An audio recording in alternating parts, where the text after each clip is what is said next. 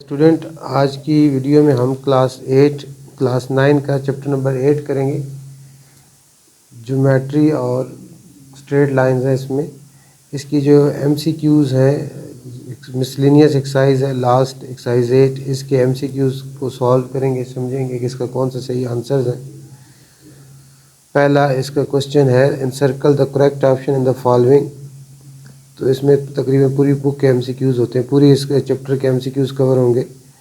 तो इसमें जो पहला है वो है slope of two lines, slope of two lines are 0, two lines होगा। Slope of two lines are 0 and infinity, what is angle between both lines. यानी टू लाइंस है, उनका यहाँ लाइंस आएगा। Slope of two lines are 0 and infinity, what is the angle between both lines. Zero कौन सा होता है? Zero उस लाइन का स्लोप होता है जो एक्स के साथ कोई एंगल नहीं बना रही होती, जिसका थीटा क्या होता है? ज़ीरो। ये वो लाइन होगी जिसका स्लोप क्या होगा? ज़ीरो होगा। और इन्फिनिटी उस लाइन का स्लोप होता है जो बिल्कुल एक्स के साथ 90 डिग्री का एंगल बना रही है, उस तरफ परपेंडिकुलर हो।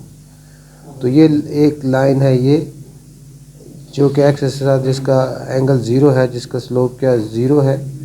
और एक ये लाइन है जिसका स्लोप जो है इन्फिनिटी है। इन दोनों के दरमियान एंगल क्या होता है? ये दोनों लाइंस एक दूसरे के परपेंडिकुलर होंगी। तो ऐसी दो लाइंस, एक लाइन जिसका एंगल, जिसका स्लोप ज़ीरो हो और दूसरा जिसका इन्फिनिटी हो, उन दोनों के दरमियान जो एंगल है वो कितना होगा? 90 होगा। नेक्स्ट है, one angle of right triangle ABC is determined by the line joining this and this, find the third angle। अब ये राइट एंगल ट्रायंगल की बात हो रही है कि राइट एंगल ट्रायंगल में एक एंगल तो 90 होता है और एक एंगल जो है हमारा इन दोनों पॉइंट्स को ज्वाइन करने से मिलेगा, और थर्ड एंगल हमने फाइंड आउट करना है।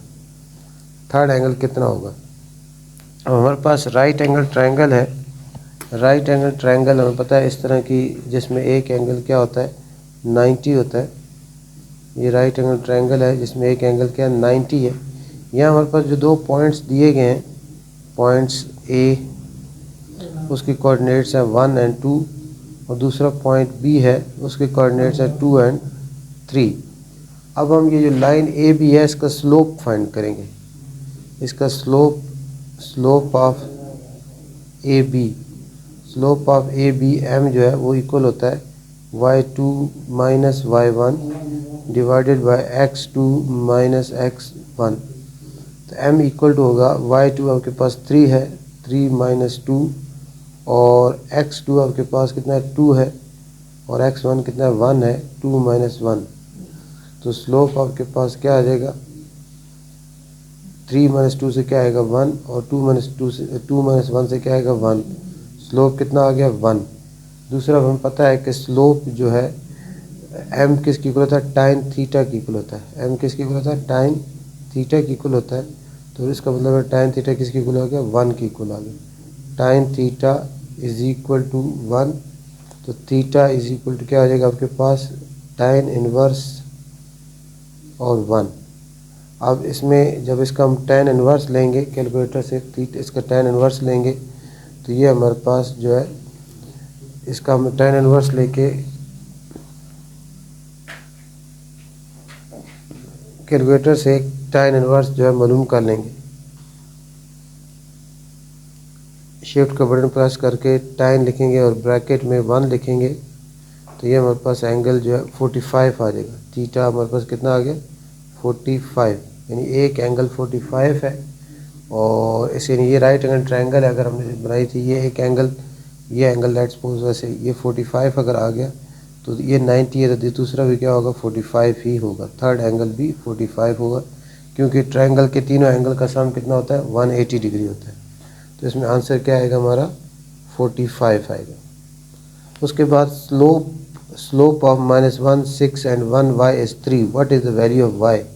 अब यहाँ दो पॉइंट्स हैं, फिर दिए गए दो पॉइंट्स, यानी आपके पास पॉइंट एक है -1 और 6, -1 और 6, और दूसरा पॉइंट है 1 और y है, और इनका स्लोप जो है गिवन है 3। Slope of this point -1 and 6 and 1 and y is 3, what is value of y। इसको हम इस तरह लिखा है हमने कि इनका दो पॉइंट्स हैं -1 और 6 और 1 और y, और इनका स्लोप 3 है। अब स्लोप का फार्मूला हमारे पास होता है y2 minus y1 bye x2 minus x1। अब स्लोप कितना गिवन है, 3 गिवन है, ये 3/1 हो जाएगा। y2 क्या हमारे पास, y2 y है, y1 क्या 6 है, माइनस y1 माइनस 6 हो जाएगा, और x2 हमारे पास 1 है, और दरमियान माइनस का साइन होता है, माइनस मल्टीप्लाई माइनस प्लस, और x1 की वैल्यू क्या 1 है। तो ये नेक्स्ट स्टेप में हमारे पास क्या हो जाएगा 3/1, और ये y माइनस 6/2। अब क्रॉस मल्टीप्लिकेशन होगी, y minus 6 is equal to 6 आ जाएगा, तो y is equal to 6 plus 6, तो y इज इक्वल टू क्या आ जाएगा आपके पास 12। तो y की वैल्यू क्या आ गई 12 होगी अगर इन दोनों का स्लोप जो है 3 है, ये प्लस 12 इसका आंसर आ जाएगा। उसके बाद नेक्स्ट है fourth, the line 5x minus ky minus 3 is equal to 0 passes through this point, यानी ये 1 2 से पास हो रही है। What is k, what is k, k की वैल्यू बतानी है हमने, इसमें हमने k की वैल्यू बतानी है हमने। तो इसमें हमारे पास जो पॉइंट है, ये लाइन जो है इस पॉइंट से पास हो रही है, तो इसमें x की वैल्यू क्या होगी 1 पुट करेंगे और y की जगह 2 पुट करेंगे, तो हमारे पास k जो है आ जाएगा। इसमें हम x की जगह 1 पुट करेंगे और y की जगह 2 पुट करेंगे, तो हमारे पास k की वैल्यू आ जाएगी। हमारे पास ये क्या लाइन क्या है 5x minus ky minus 3 is equal to 0, और कौन से पॉइंट से पास हो रही है, passes through 1 and 2, passes through 1 and 2। अब इस तरह हमने इसका रफ वर्क करेंगे ताकि हम इसकी k वैल्यू निकाल सकें। अब ये जो लाइन, एक लाइन की इक्वेशन है वो इस पॉइंट से पास हो रही है, तो यहाँ हम x की जगह क्या पुट करेंगे 1 और y की जगह क्या पुट करेंगे 2, तो ये 5x की जगह क्या आएगा 1 माइनस k और y की जगह क्या आएगा 2 माइनस 3 इज इक्वल टू 0। तो ये 5 1 ज़र 5 हो जाएगा, ये माइनस 2k हो जाएगा, माइनस 3 हो जाएगा इज इक्वल टू 0। 5 में से 3 सब्ट्रैक्ट करेंगे, 2 minus 2k is equal to 0। इसको 2 इज इक्वल टू 2k लिख लेंगे, बोथ साइड को 2 पे डिवाइड कर देंगे, 2 2 कैंसिल हो जाएगा, और 2 1 ज़र 2, 2 1 ज़र 2, तो k की वैल्यू क्या आ जाएगी हमारे पास 1। तो ये k की 1 के लिए जब ये लाइंस, ये जिस लाइन की इक्वेशन है वो इस पॉइंट में से पास करेगी, तो k की वैल्यू क्या आ जाएगी 1 आ जाएगी, k इज इक्वल टू 1 आएगा। उसके बाद नेक्स्ट है fifth, the line 5x minus 6 equal to 0। इसको हम क्या लिख सकते हैं 5x minus 6 is equal to 0 है, और ये नेक्स्ट स्टेप में आपका 5x इज इक्वल टू क्या हो जाएगा 6 हो जाएगा। फिर बोथ साइड को 5 पे डिवाइड कर लें, ये 5 5 कैंसिल, तो x इज इक्वल टू 6/5 को 1.2 भी लिख सकते हैं, तो x इज इक्वल टू 1.2 आ गया। तो ये जो जब ऐसी इक्वेशन है ये, जो कि x is equal to some constant number हो, वो आपकी क्या होती है पैरेलल टू एक्सिस होती है, पैरेलल टू वाई एक्सिस होता है, पासिंग थ्रू ओरिजिन होता है, टचिंग बोथ एक्सिस होता है। ऐसी इक्वेशन जिसमें सिर्फ एक वेरिएबल हो, जैसे x है, x is equal to some constant हो, वो आपकी जो लाइन है वो y एक्सिस के पैरेलल है। x इज इक्वल टू 1.2 है, तो ये पैरेलल किसकी होगी y की होगी। अगर y इज इक्वल समथिंग हो तो वो किसके पैरेलल होती है, वो x के पैरेलल होती है। x इज इक्वल टू 1.2 ये आपकी पैरेलल किसकी होगी y, यानी ये इस तरह का, ये आपके पास इस तरह ये प्लेन है, इसमें जो फ़र्ज़ करेंगे आपके पास 1 है और इसके बाद ये 1.1 1.2, तो x इज इक्वल टू 1.2 ऐसी ये लाइन होगी जो कि ऐसे x एक्सिस के y एक्सिस के पैरेलल होगी, ये x इज इक्वल टू 1.2 आ जाएगी। तो ऐसी जब x is equal to something हो तो वो आपकी y एक्सिस के पैरेलल होती है, तो ये आपकी x इज इक्वल टू 1.2 आपकी पैरेलल होगी y एक्सिस के। उसके बाद 6 है, line y is equal to 0 represent, y 0 कहाँ होता है, y 0 आपका सारा x एक्सिस के ऊपर 0 होता है। जब y 0 होगा तो वो किसको रिप्रेजेंट कर रहा होगा x एक्सिस को, और जब x 0 होगा वो किसको रिप्रेजेंट कर रहा होगा y एक्सिस को। उसके बाद नेक्स्ट है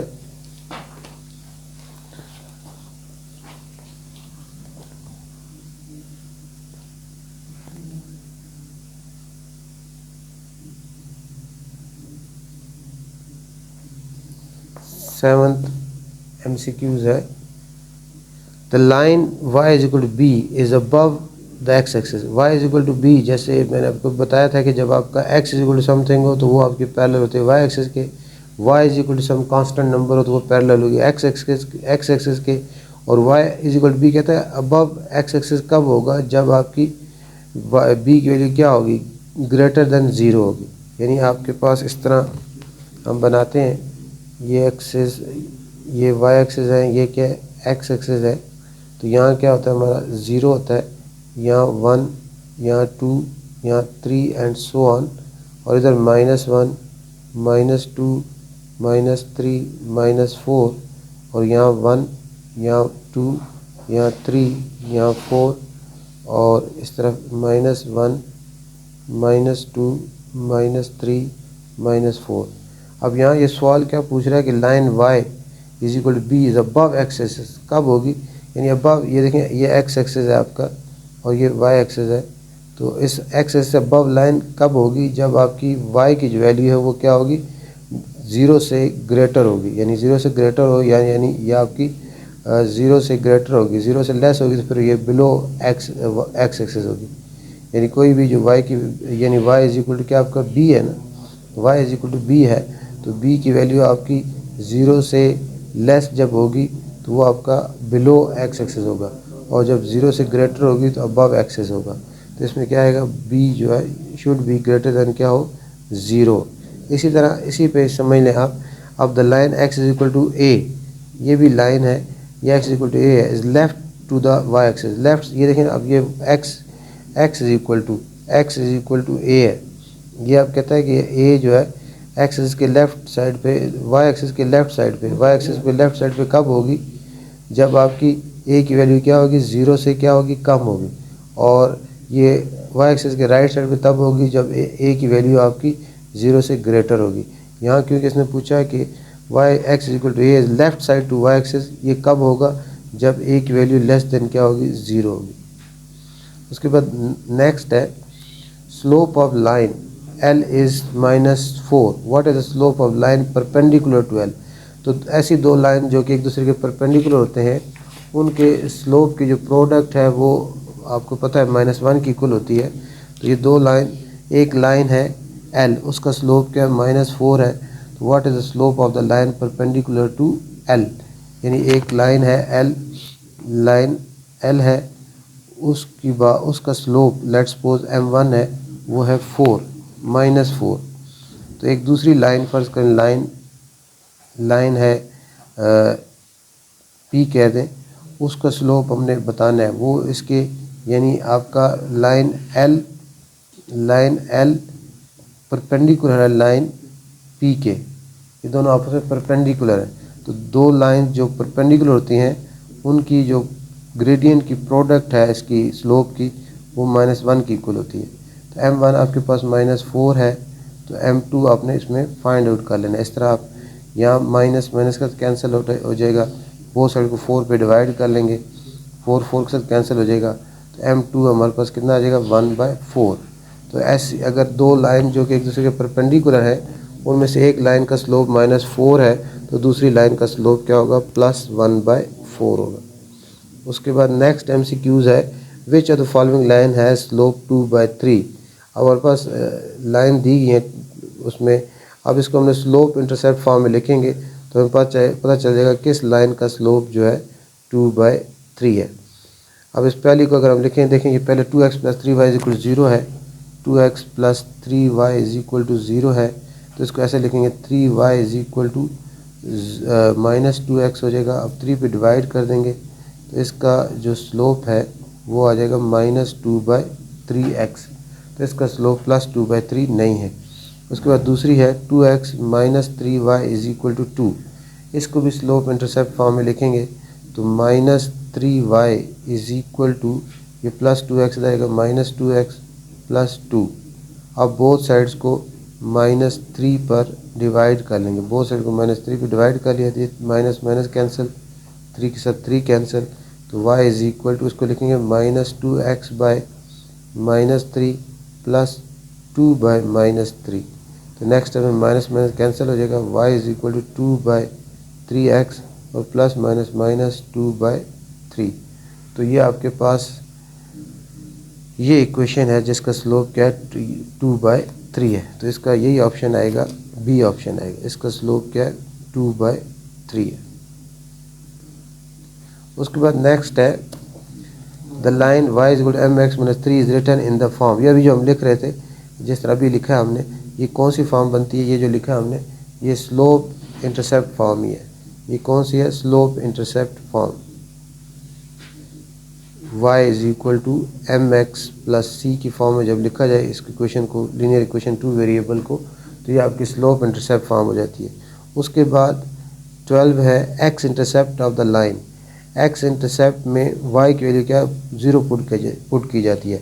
आपके पास एक लाइन है, उसकी इक्वेशन है x + y is equal to 5। इसमें अब आपने x इंटरसेप्ट बताना है। x इंटरसेप्ट का मतलब ये है कि इसमें ये y एक्सिस को कहाँ कट करती है। तो y एक्सिस पे यानी x एक्सिस को कहाँ कट करती है, तो y इसमें 0 पुट करेंगे। तो x + y की जगह 0 आ जाएगा इज इक्वल टू 5। तो x इक्वल टू क्या आ जाएगा आपके पास 5। तो इसका आंसर क्या आएगा? x is equal to 5। उसके बाद नेक्स्ट है 13 a line intersect both axis at 2, 0 and 0, 7 respectively, its y intercept is. यानी आपके पास y इंटरसेप्ट वो पॉइंट होता है जहाँ x एक्सिस की वैल्यू 0 होती है। तो ये आपके पास 2, 0 है, इसमें y 0 है, ये आपका x इंटरसेप्ट है। और ये 0, 7 है, तो इसमें आपके जो है x 0 y 7 है, तो ये y इंटरसेप्ट है। तो इसमें y इंटरसेप्ट क्या आपके पास 7। y इंटरसेप्ट कौन सा होता है? जहाँ x की वैल्यू 0 होती है, और जहाँ x की 0 होती है वो x, जहाँ y 0 होता है वहाँ वो x इंटरसेप्ट होता है। उसके बाद नेक्स्ट है 14th point of intersection of lines in 9x - 7y is equal to 0, 8x - 11y is equal to 0।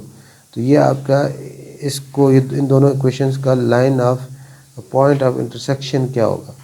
तो इसको अगर y इंटरसेप्ट में लिखें तो इन दोनों का जो y इंटरसेप्ट है वो आपका 0, 0 आ रहा है। दोनों का देखें, ये आपके पास 9x - 7y is equal to 0। ये 9x इसको हम इस तरह लिखेंगे -7y is equal to -9x, minus minus cancel, आप बोथ साइड को 7 पे डिवाइड कर दें तो ये कैंसिल हो जाएगा। तो y इज इक्वल क्या आएगा 9/7x। इस तरह दूसरी इक्वेशन को भी हम इस तरह लिख सकते हैं। इसमें इसका y इंटरसेप्ट 0 आ रहा है, यानी इसकी c की वैल्यू 0 आ रही है, कोई नहीं है। तो ऐसी जो दूसरी इक्वेशंस को, इसको भी इसी फॉर्म में लिख सकते हैं। ये भी हमारे पास जो है इस फॉर्म में आ जाएगा। तो इसका ऐसी इक्वेशन जिनका y इंटरसेप्ट 0 हो वो आपकी ओरिजिन को इंटरसेक्ट कर रही होती हैं। उनका पॉइंट ऑफ इंटरसेक्शन कौन सा होता है? इन दोनों इक्वेशंस का। ये देखें दूसरी 8x - 11y is equal to 0, इसको 8x is equal to 11y, both side को 11 पे डिवाइड कर दिया तो y इज इक्वल टू क्या हो गया आपके पास 8/11x। तो इसमें भी आपके पास इसको अगर यहाँ लिख सकते हैं 0, यहाँ लिख सकते हैं 0। c की वैल्यू क्या है 0 है, और c क्या होता है y इंटरसेप्ट की वैल्यू होती है। यानी ये दोनों इक्वेशनें जो है आपकी इनका y इंटरसेप्ट ये ओरिजिन से पास हो रही हैं। तो इसका पॉइंट ऑफ इंटरसेक्शन जो है वो क्या हो जाएगा आपका 0, 0 हो जाएगा। तो इस तरह ये आपका चैप्टर नंबर 8 के MCQs कंप्लीट हुई। 8 से के बाद चैप्टर नंबर 7 है कोऑर्डिनेट ज्योमेट्री। इसकी मिसलेनियस एक्सरसाइज है, इसके MCQs हम सॉल्व करते हैं अभी।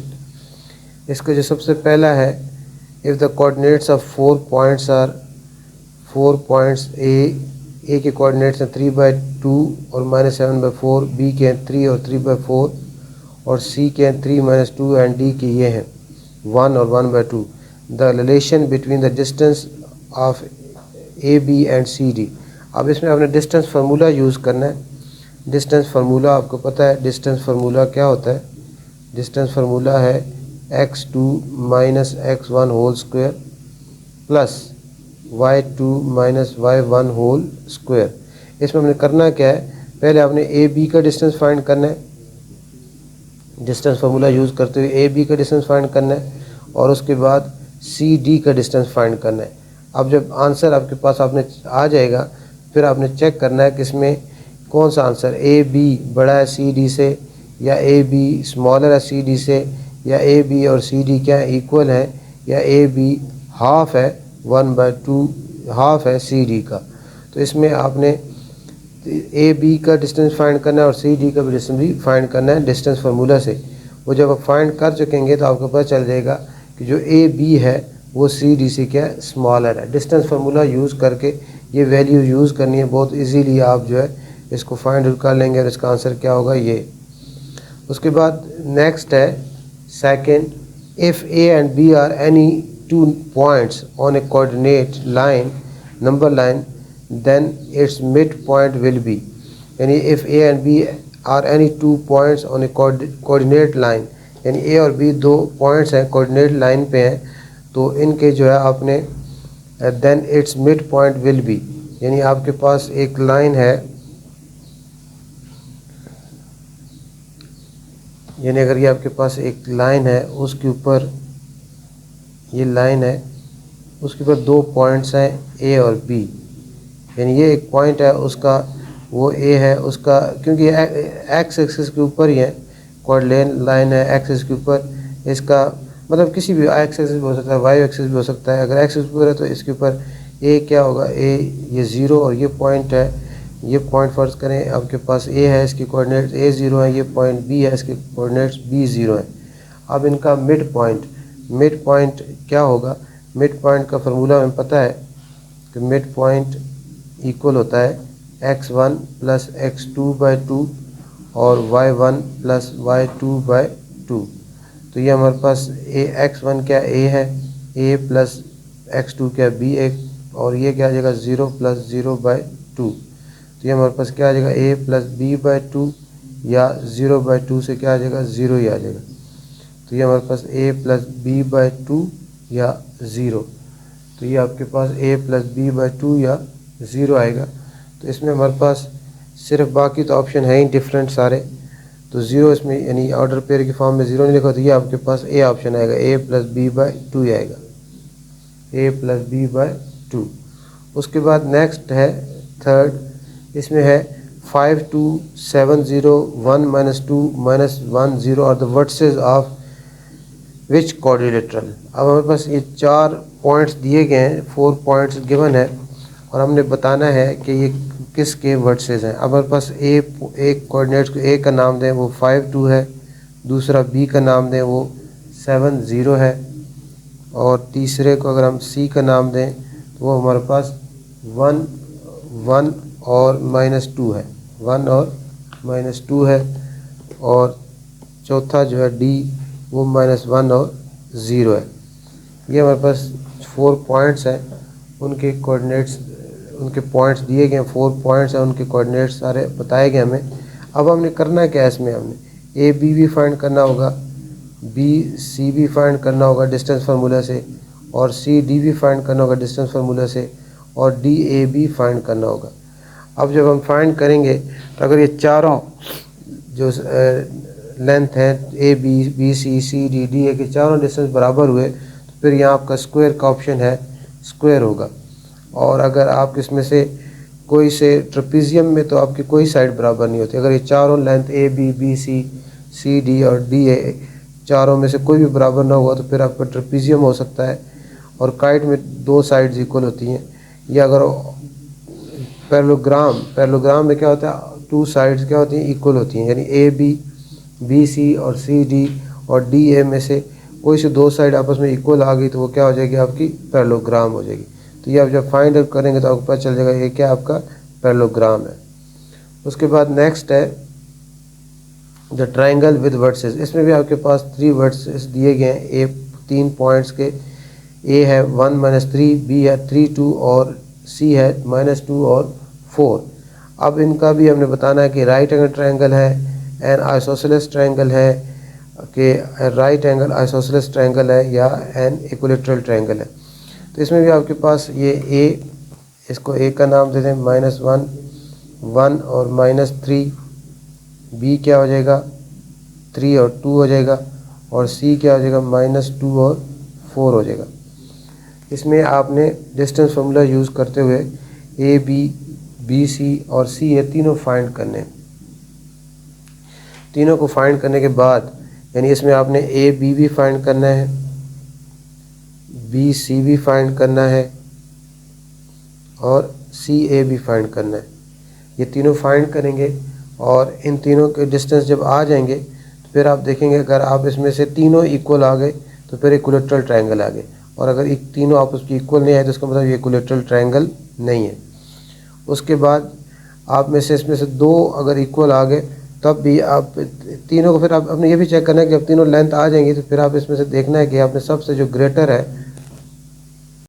इसमें हमारे पास अभी कोऑर्डिनेट्स गिवन है। फोर्थ में हम बताना है कि ये क्या है, राइट एंगल ट्रायंगल है, आइसोसेलेस ट्रायंगल है, right isosceles triangle, equilateral triangle है। ये हमारे पास ए बी सी जो कोऑर्डिनेट्स गिवन है, डिस्टेंस फार्मूला से हमने ए बी फाइंड करना है। अब डिस्टेंस फार्मूला में क्या होता है, x2 minus x1 whole square plus y2 minus y1 whole square. अब हमारे पास इसमें x2 क्या है 3 माइनस 1 का स्क्वायर प्लस y2 क्या है 2 और माइनस इंटू माइनस क्या हो जाएगा प्लस 3 का स्क्वायर। तो ये हमारे पास कैलकुलेटर में जब हम इसको पुट करेंगे, डायरेक्ट कैलकुलेटर में पुट करें ताकि आपके पास इसका आंसर आ जाए, 3 माइनस 1 का स्क्वायर प्लस ब्रैकेट 2 प्लस 3 का स्क्वायर। ये हमारे पास आ जाएगा 5.38 आ जाएगा। ये ए बी हमारे पास कितना है 5.38।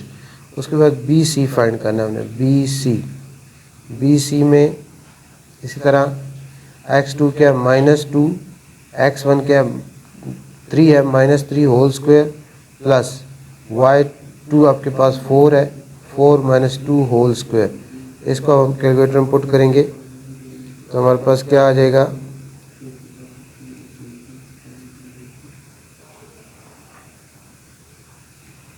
Bracket -2 -3 bracket close whole square plus bracket 4 -2 bracket close whole square equal का बटन प्रेस किया तो ये भी हमारे पास जो है 5.38 ही आ गया। उसके बाद हमने सी ए फाइंड करना है, तो सी ए फाइंड करेंगे। ये कोऑर्डिनेट्स सी और ए हमारे पास गिवन है। इसमें x2 क्या हो जाएगा 1 हो जाएगा 1, और ये माइनस है तो minus minus plus 2 whole square plus y2 -3 है और y1 4 है -4 होल स्क्वायर। तो ये हमारे पास इसको हम सॉल्व करेंगे तो ये कितना आ जाएगा, bracket 1 plus 2 bracket close whole square plus bracket -3 -4 bracket close whole square. इसको लिखा, इक्वल का बटन प्रेस किया तो ये हमारे पास 7.61 आ गया। तो ये सी ए जो है हमारे पास सबसे ग्रेटर लेंथ है। इसमें दो साइड इक्वल तो आ गया, आइसोसेलेस ट्रायंगल तो है, लेकिन साथ हम चेक करना है कि राइट एंगल ट्रायंगल है कि नहीं है। अब सबसे ग्रेटर सी है तो हमने चेक करना है कि सी ए का स्क्वायर ए बी स्क्वायर और बी सी स्क्वायर के इक्वल है कि नहीं है। अब हमारे पास इसमें जो सी ए आया है वो 7.61, इसका हम स्क्वायर ले लेंगे, और ए बी है 5.38 का स्क्वायर ले लेंगे, और बी सी है 5.38 का स्क्वायर ले लेंगे। तो ये आपके पास 7.61 का स्क्वायर, ये हमारे पास 58 आता है तकरीबन, और ये 29 आता है, ये भी 29 आता है। तो ये हमारे पास 58 इज इक्वल टू 58 आ जाएगा। इसका मतलब है ये आपकी राइट एंगल ट्रायंगल भी है, क्योंकि एक साइड का स्क्वायर बाकी दोनों साइड के स्क्वायर के सम की इक्वल है, और दो साइड इसकी इक्वल भी हैं, बी सी और ए बी आपकी इक्वल भी हैं। तो इसका मतलब है ये आपकी क्या आइसोसेलेस राइट एंगल ट्रायंगल है। तो इसका कौन सा ऑप्शन होगा आपका, आइसोसेलेस राइट एंगल ट्रायंगल है। उसके बाद फिफ्थ एमसीक्यूज है इसी चैप्टर की। फिफ्थ एमसीक्यूज है, इसमें हमने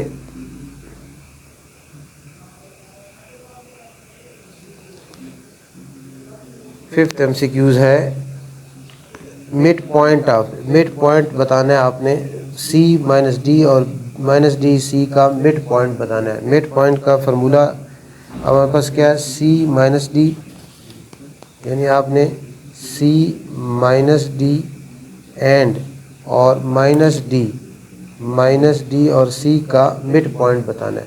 तो मिड पॉइंट का फार्मूला आपको पता है, मिड पॉइंट किसकी इक्वल होता है, x1 प्लस x2/2 और y1 प्लस y2/2। तो x1 क्या आपके पास c है, c, और x2 क्या है माइनस डी, तो माइनस d/2 हो जाएगा, और y1 आपके पास माइनस डी है और y2 क्या c है, तो माइनस डी प्लस c/2 हो जाएगा। या इसको ऐसे भी लिख सकते हैं हम c माइनस d/2, और इसको आप क्या लिख सकते हैं, इसको भी c माइनस d/2। तो इसका ऑप्शन क्या होगा, माइनस डी प्लस c/2 और c माइनस d/2। ये इसका जो है ऑप्शन आ जाएगा, ये इसका ऑप्शन आता है। तो ये इसका ऑप्शन आ जाएगा सी।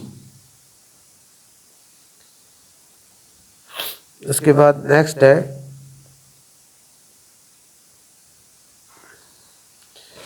If P is the mid point of A, x इसके कोऑर्डिनेट है x4 और B है -3y, then coordinates of x y आपने बताने।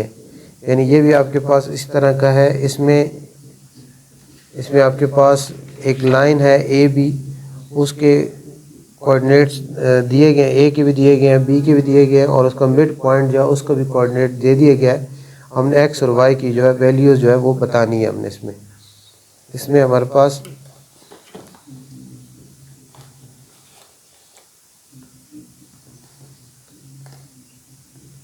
सिक्स में पी आपके पास एक ए बी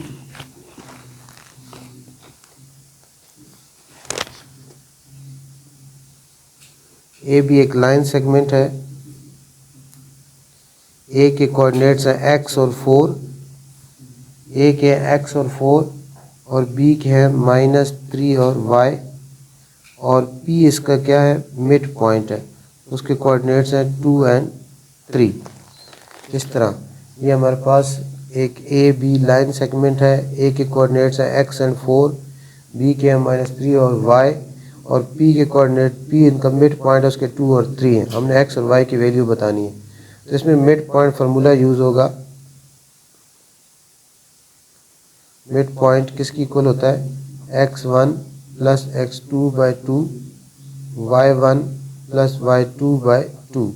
तो यहाँ मिड पॉइंट आपको दे दिया गया, इसका ए बी का मिड पॉइंट है, उसके कोऑर्डिनेट्स हैं 2 और 3, और x1 आपके पास क्या है, x है, x हो जाएगा, और प्लस का साइन, और y यहाँ x2 क्या -3 है, -3/2 हो जाएगा, और y1 क्या 4 है, और y2 क्या y है।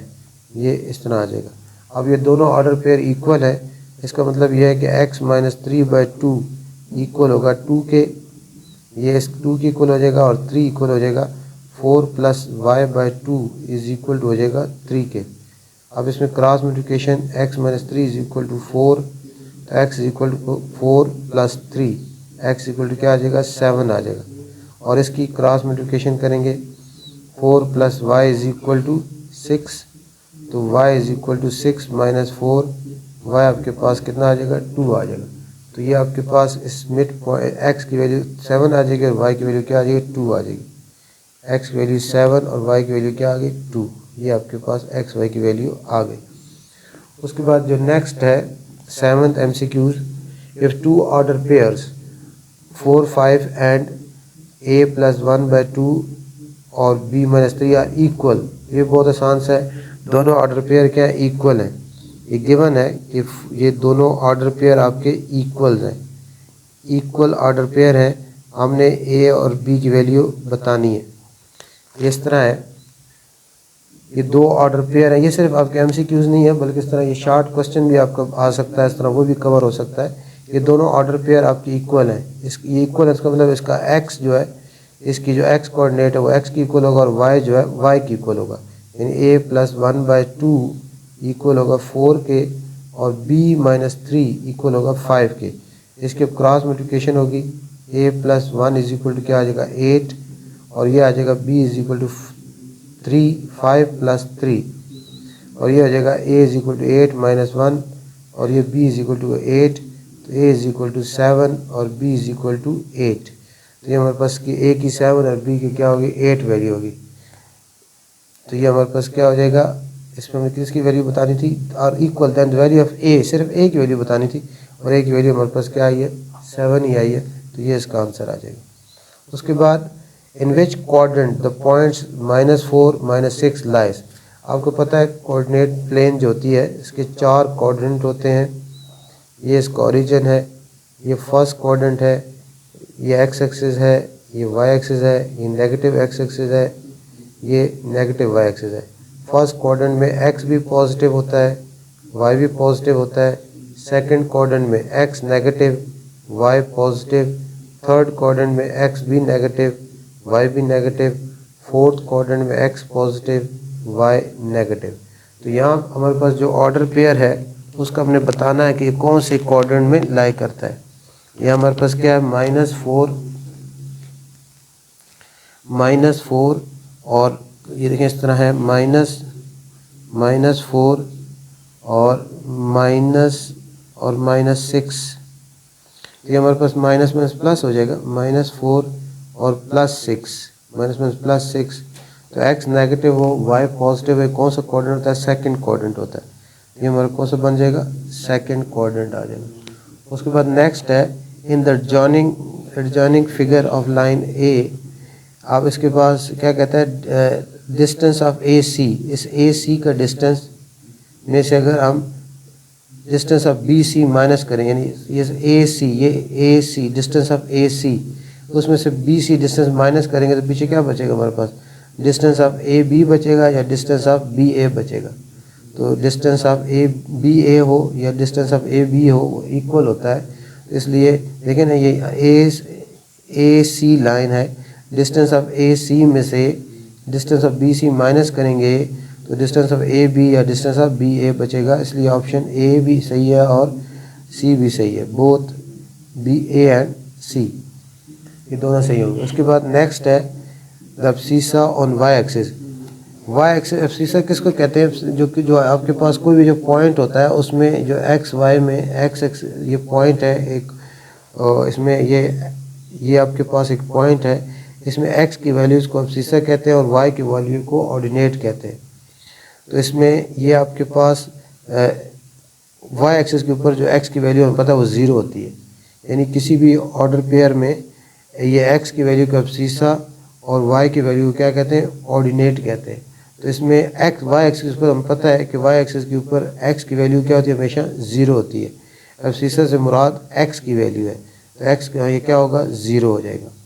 उसके बाद minimum number of side and polygon many sided shape होती है और मिनिमम नंबर ऑफ साइड उसमें कितनी होती हैं 3 होती हैं। मिनिमम नंबर ऑफ साइड्स कितनी होती हैं 3 होती हैं, यानी पॉलीगन में सब कम से कम जो साइड्स हैं वो 3 होती हैं। उसके बाद ये 12 है इफ़ x लेस देन 0 हो, x लेस देन 0 हो और y ग्रेटर देन 0, यानी इस तरह x की वैल्यू लेस देन 0 माइनस में और y क्या हो पॉजिटिव हो, विल लाई इन क्वाड्रेंट। ये कौन से क्वाड्रेंट में लाई करेगा, ये पहली बात हो चुकी थी। x नेगेटिव हो y पॉजिटिव हो तो सेकंड क्वाड्रेंट होता है, ये कौन से क्वाड्रेंट लाई करेगा सेकंड क्वाड्रेंट में। उसके बाद the point 35 is at minimum distance from. एक पॉइंट है 35, इसका मिनिमम डिस्टेंस कहाँ से होगा। तो ये एक पॉइंट है हमारे पास, पॉइंट क्या है हमारे पास पॉइंट है 35, पॉइंट है 35। तो इसका मिनिमम डिस्टेंस कहाँ से होगा, तो इसकी हम कोऑर्डिनेट इस तरह प्लेन बनाते हैं एक, उससे समझ आएगी आपको कि ये आपके पास एक है, ये 0 है, ये 1 हो गया, ये 2 हो गया, ये 3 हो गया, लेट्स सपोज ये 4, ये 5, ये 6 और इधर ये आपके पास ये लेट्स सपोज ये 1 हो गया, ये 2 हो गया, ये 3 हो गया, ये 4 हो गया, ये 5 हो गया, ये 6 हो गया। अब ये जो पॉइंट है ये कौन सा 35 है, इन एक्स एक्सिस पे वैल्यू 3 और वाई पे क्या 5 है, ये तकरीबन यहाँ आता है इस तरह 3 5। तो इसका हम डिस्टेंस जो है इसका ये इस पॉइंट का एक्स एक्सिस डिस्टेंस ये है और वाई एक्सिस डिस्टेंस ये है और ओरिजिन से डिस्टेंस ये है। तो इसका मिनिमम डिस्टेंस कौन सा है? इसका मिनिमम डिस्टेंस आपका वाई एक्सिस से है कि ये एक्स एक्सिस से है या ओरिजिन से? तो इसका मिनिमम डिस्टेंस जो है वाई एक्सिस होगा। इसका मिनिमम डिस्टेंस कहाँ से? वाई एक्सिस इसका मिनिमम डिस्टेंस है। उसके बाद नेक्स्ट है 14, if m is the midpoint of the line segment ln then ln ratio mn। यानी आपके पास एक लाइन है इस तरह, ये ln लाइन है, m इसका मिड पॉइंट है, m इसका मिड पॉइंट है। अब आपने ln रेशो mn बताना है, ln रेशो mn। फ़र्ज़ करें ये आपके पास 1 है, ये 1 है, ये भी 1 है, तो आपके पास ln जो है वो ln 1, ये 1 + 1 2 हो जाएगा और mn सिर्फ क्या 1 है। तो इसका रेशो क्या आ जाएगा 2:1। ln लाइन है, m इसका मिड पॉइंट है, लेट्स सपोज lm 1 है, mn भी 1 है, तो ln आपका 1 + 1 2 हो जाएगा और mn 1 है, तो इसका रेशो क्या आ गया 2:1। ये इसका ए पार्ट आ जाएगा।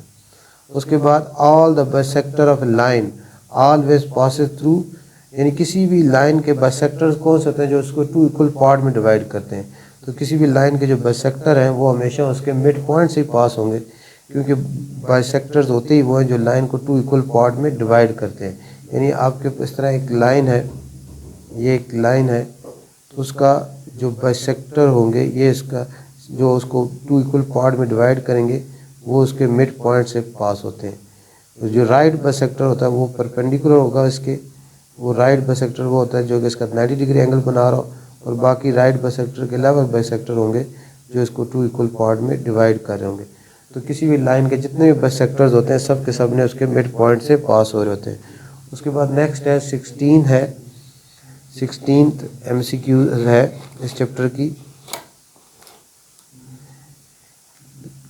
The below figure of is a kite, ये काइट की फिगर है। What will be the coordinates of point of intersections of both diagonal. ये आपके पास एक डायगोनल ये है और एक डायगोनल ये है, इन दोनों डायगोनल का जो पॉइंट ऑफ इंटरसेक्शन है वो हमने फाइंड करना है। तो ये जो डायगोनल है, ये लॉन्गर डायगोनल जो स्मॉलर डायगोनल AC इसको बाइसेक्ट करता है। लॉन्गर डायगोनल काइट का स्मॉलर डायगोनल को बाइसेक्ट करता है, यानी ये जो पॉइंट है ये इस AC का मिड पॉइंट होगा, ये AC का मिड पॉइंट होगा। ये हम मिड पॉइंट इसका निकालें 2 + 2 डिवाइड बाई 2 और 3 - 3/2, यानी ये आपके पास मिड पॉइंट 2 + 2/2 और y1 3 है, 3 - 3/2, तो ये हमारे पास क्या आ जाएगा 4/2 और 0/2, तो ये हमारे पास क्या आ जाएगा 2 और 0 आ जाएगा। इसका मिड पॉइंट जो है इसके जहाँ दोनों डायगोनल इंटरसेक्ट करेंगे वो AC का शॉर्टर डायगोनल का स्मॉलर डायगोनल का क्या होता है मिड पॉइंट होता है। उसके बाद नेक्स्ट है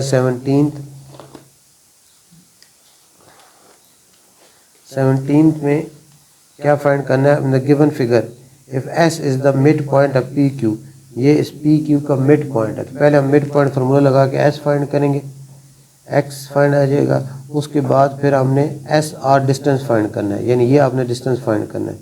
इसमें आप मिड पॉइंट फार्मूला यूज़ करेंगे, मिड पॉइंट फार्मूला यूज़ करके S के कोऑर्डिनेट्स फाइंड करेंगे, और जब S के कोऑर्डिनेट्स फाइंड हो जाएंगे फिर आप डिस्टेंस फार्मूला यूज़ करके SR फाइंड करेंगे। वो आप खुद करेंगे तो इसके आपका आंसर क्या आ जाएगा 5 आ जाएगा। बता दिया मैंने कि पहले PQ का मिड पॉइंट फाइंड करेंगे, यह आ जाएगा, S के कोऑर्डिनेट आ जाएंगे, उसके बाद डिस्टेंस फार्मूला यूज़ करके SR फाइंड कर लेंगे आप। उसके बाद नेक्स्ट 18th है, if distance between 2 points A जिसके कोऑर्डिनेट C और 10 है और B 0 - 1 है is 20, then find the value of C। ये भी आप डिस्टेंस फार्मूला यूज़ होगा आपके पास, यानी आपके पास पॉइंट्स है A पॉइंट है, उसके कोऑर्डिनेट्स गिवन है C और 10, B है उसके 0 - 1 और इनका डिस्टेंस AB का डिस्टेंस गिवन है 20। इस तरह ये आपके पास ए के कोऑर्डिनेट्स हैं सी और 10, बी के हैं 0 -1 और इसका ए बी का डिस्टेंस जो है वो 20 है। अब आपने डिस्टेंस फार्मूला आपको पता है, ये डिस्टेंस फार्मूला क्या है, x2 - x1 यानी 0 - c का स्क्वायर प्लस y1 कितना है y2 कितना -1 और आपका y1 कितना 10 -1 - 10 का स्क्वायर, ये किसकी इक्वल होगा 20 की इक्वल होगा, ये इक्वल होगा 20 के। तो यहाँ हमारे पास क्या आ जाएगा 0 - c का स्क्वायर क्या आ जाएगा c स्क्वायर ही आ जाएगा और ये क्या आ जाएगा प्लस और ये आपके पास -1 - 10 -11 और -11 का स्क्वायर लेंगे 121 इज इक्वल टू 20। अब स्क्वायर रूट ख़त्म करने के लिए बोथ साइड पे स्क्वायर ले लेंगे, ये 2 के साथ कैंसिल हो जाएगा और c square plus 121 is equal to 400 आ जाएगा। अब c square is equal to 400 minus 121, तो ये हमारे पास c स्क्वायर, इसका हम स्क्वायर रूट लेंगे तो ये हमारे पास आ जाएगा 279, इसका स्क्वायर रूट ले लेंगे, स्क्वायर ख़त्म करेंगे स्क्वायर रूट, तो c is equal to square root 279 आ जाएगा। c की वैल्यू क्या आ जाएगी स्क्वायर रूट 279 या then the value of c की वैल्यू क्या होगी, इसमें हमारे पास इसको हम फैक्टराइज कर सकते हैं, इसको इस फॉर्म में अगर लिखें, इसको देखें 279 को फैक्टराइज करें, 3 9s are 27, 3 3s are फिर 3 3s are 3 1s are, तो इसको हम क्या लिख सकते हैं, इसको लिख सकते हैं 3 × स्क्वायर रूट 31, तो ये आपके पास पेयर बन गया, स्क्वायर रूट ख़त्म हो जाएगा 3√31 इसका आंसर आ जाएगा, 3√31 ये इसका आंसर आ जाएगा। उसके बाद नेक्स्ट है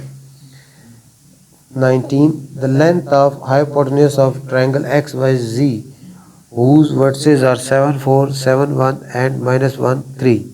अब इसमें आपने हाइपोटेन्यूज की लेंथ फाइंड करनी है, तो 3 वर्सेस अब XYZ पता है, लेकिन इसमें आपको ये पता ही कोई नहीं है कौन सा इसमें हाइपोटेन्यूज है और कौन सा बाकी दो साइड्स है, तो ये कैसे पता चलेगा। आपके पास x गिवन है, x है 7 4, x है 7 4 और y है आपके पास 7 1 और तीसरा जो z है वो है -3 1। ये आपके पास एक ट्रायंगल है XYZ, ट्रायंगल XYZ। अब उसका आपने हाइपोटेन्यूज की लेंथ फाइंड करनी है, तो पहले आप डिसाइड करेंगे हाइपोटेन्यूज है कौन सा, फिर आप उसकी लेंथ फाइंड कर पाएंगे। अभी तो आपको पता ही कोई नहीं कि इसमें हाइपोटेन्यूज कौन सा है। इसके दो तरीके हैं, या तो डिस्टेंस फार्मूला यूज़ करते हुए XY YZ ZX फाइंड कर लें, जो सबसे ग्रेटर होगा वो क्या होगा हाइपोटेन्यूज होगा, वही हाइपोटेन्यूज होगा। और ये इसी तरह ही आप जो है इसमें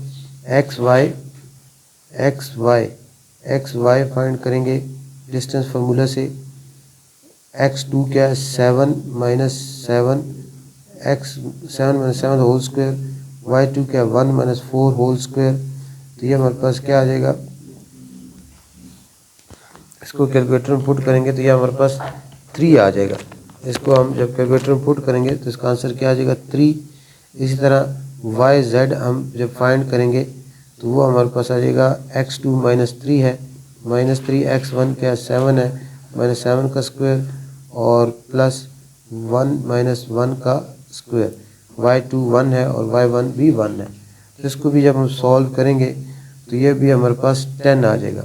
उसके बाद ZX करना है हमने, ZX इसमें हमारे पास y2 जो है वो है x2 जो है 7 है और 7 + 3 इसका स्क्वायर हो जाएगा और प्लस और ये क्या हमारे पास 4 y2 4 है, 4 - 1 का स्क्वायर, तो ये हमारे पास कितना आ जाएगा। इसको जब हम सॉल्व करेंगे तो ये हमारे पास स्क्वायर रूट इसका आएगा 10 का 100 और 3 109 आ जाएगा।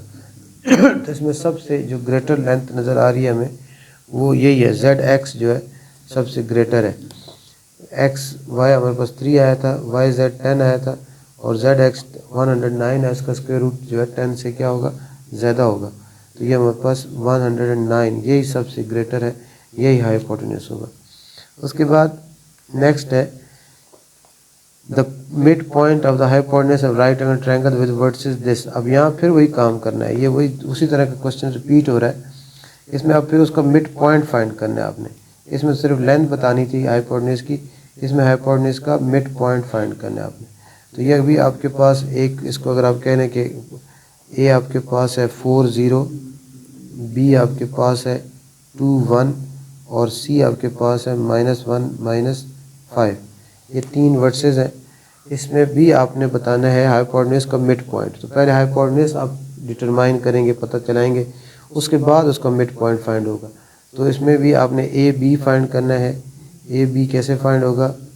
x2 क्या 2 -4 का स्क्वायर प्लस 1 -0 का स्क्वायर। तो ये हमारे पास कितना आ जाएगा? -2 का स्क्वायर 4 और +1 √5 आ जाएगा, √5। उसके बाद बी सी फाइंड करेंगे।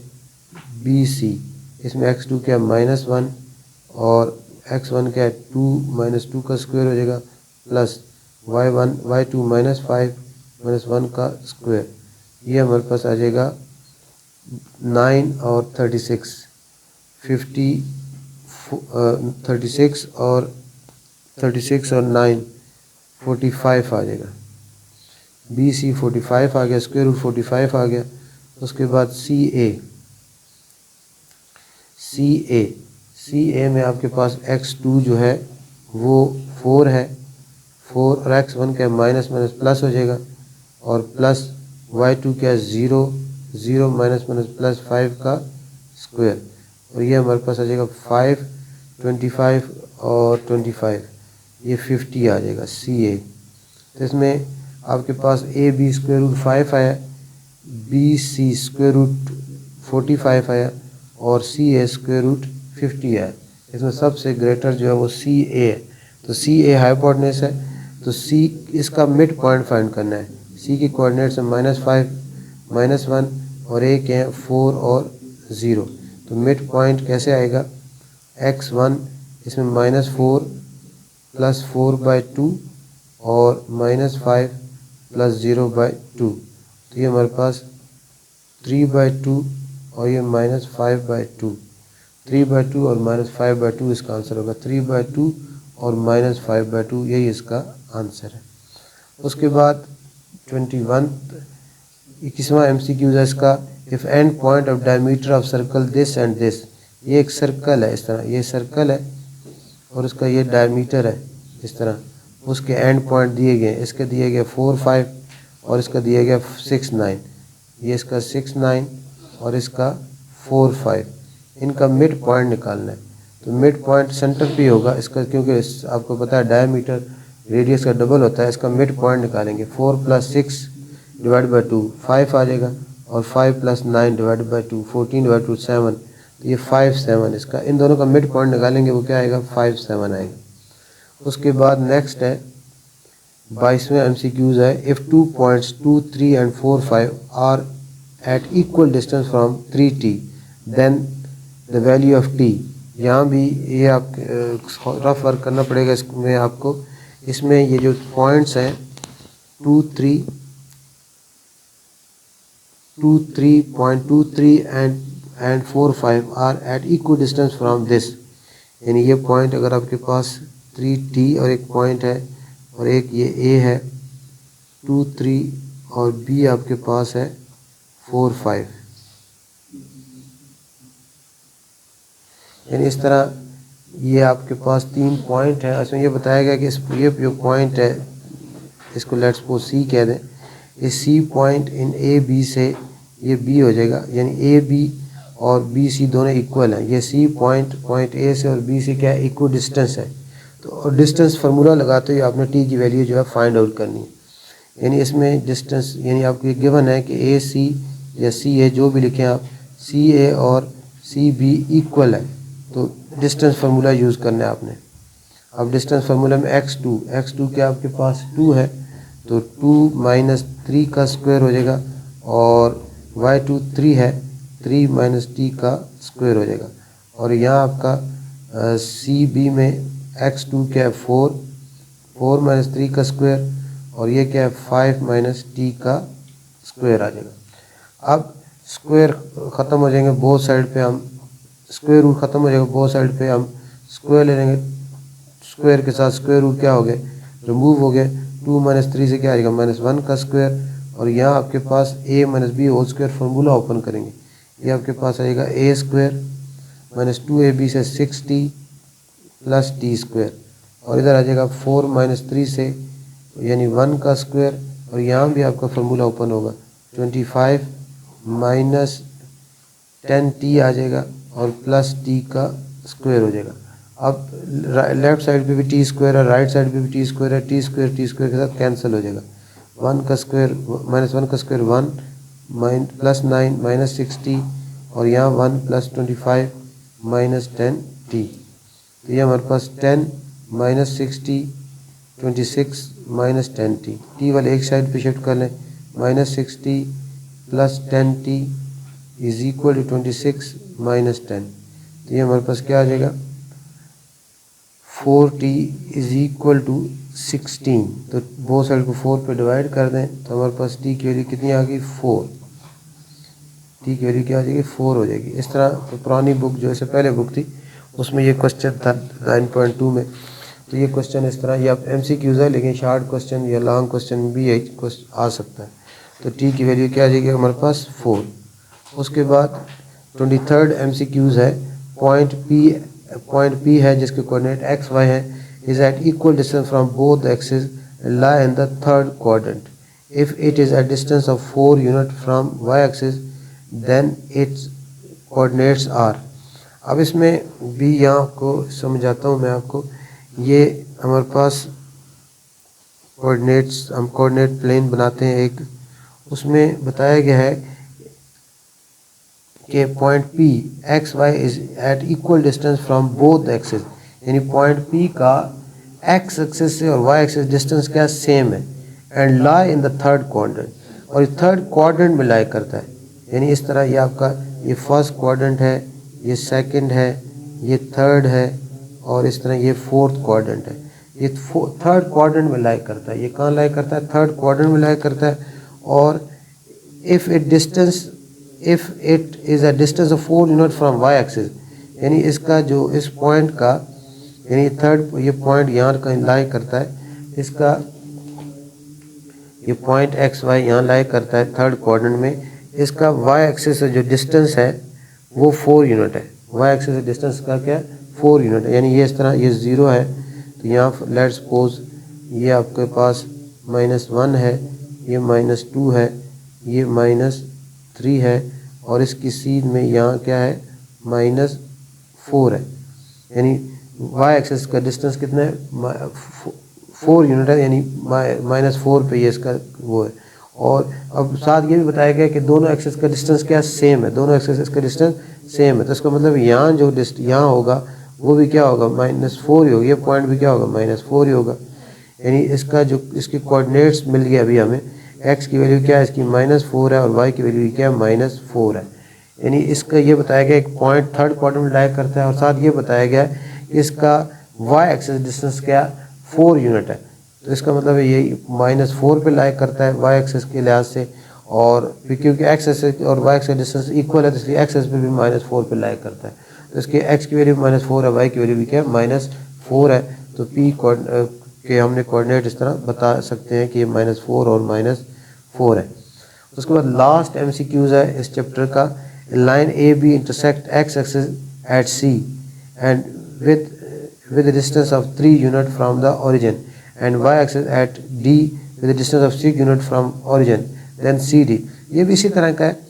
अब देखिए इसमें एक line AB intersect x axis at point C, यानी एक लाइन AB है वो x एक्सिस को, यानी इस तरह लेट्स सपोज ये एक लाइन AB है, ये लाइन AB है, ये x एक्सिस को जहाँ इंटरसेक्ट करती है एट C, ये C पे इंटरसेक्ट करती है, with distance of 3 unit from the origin, यानी इस C का ओरिजिन से 1 2 और 3, यानी ये पॉइंट 3 है, 3 डिस्टेंस है, तो ये पॉइंट इस पॉइंट कोऑर्डिनेट्स क्या हो जाएंगे 3 और 0 हो जाएंगे, एंड y एक्सिस को एट पॉइंट D पे, और y एक्सिस को पॉइंट D पे इंटरसेक्ट करती है, और साथ बताता है with distance of 6 unit from the origin. ये जो ये पॉइंट है ये ओरिजिन से 6 यूनिट पे, यानी 1 2 3 4 5 और 6। तो इसके जो वाई एक्सिस के ऊपर आपको पता है कि उसकी वैल्यू जो है एक्स की वैल्यू 0 होती है, ये 0 6 हो जाएगा। अब करना क्या है इसमें हमने, देन डिस्टेंस, हाँ डिस्टेंस, इस सी डी का डिस्टेंस बताना है हमने। अब इसका डिस्टेंस फार्मूला लाके इस सी डी का हमने डिस्टेंस बताना है। तो डिस्टेंस फार्मूला में x2 माइनस x1, x2 क्या हमारे पास 0, 0 माइनस 3 का स्क्वायर हो जाएगा, प्लस y2 क्या है 6, 6 माइनस 0 का स्क्वायर। तो ये माइनस 3 का स्क्वायर आपके पास 9 आ जाता है, 6 का स्क्वायर 36, तो ये स्क्वायर रूट 45 आ जाएगा।